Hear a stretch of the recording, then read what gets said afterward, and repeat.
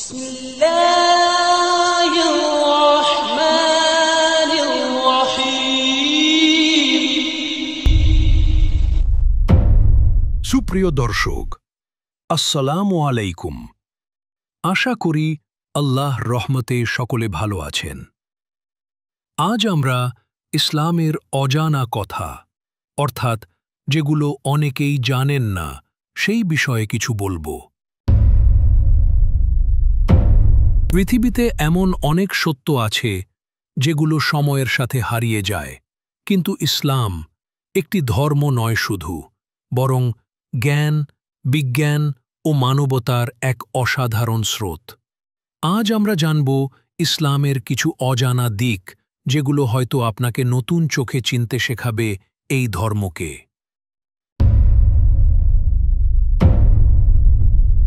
কুরআনের প্রথম শব্দ কি ছিল জানেন? ইকরা, অর্থাৎ পড়ো।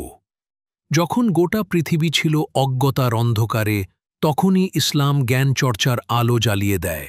মুসলিম সভ্যতা জন্ম দেয় গণিত, চিকিৎসা, জ্যোতির্বিজ্ঞান ও দার্শনিক চেতনার এক স্বর্ণযুগ।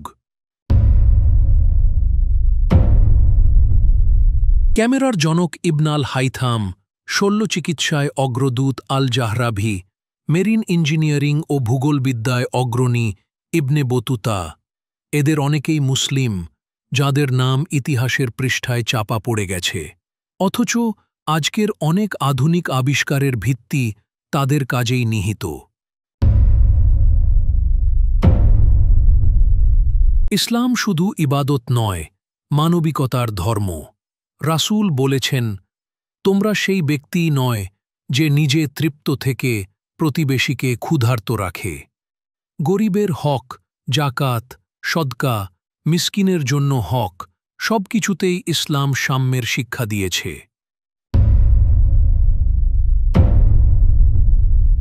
সপ্তম শতাব্দীতে কোরআন বলেছিল, মানুষকে আমি মাটি ও পানির সংমিশ্রণ থেকে সৃষ্টি করেছি।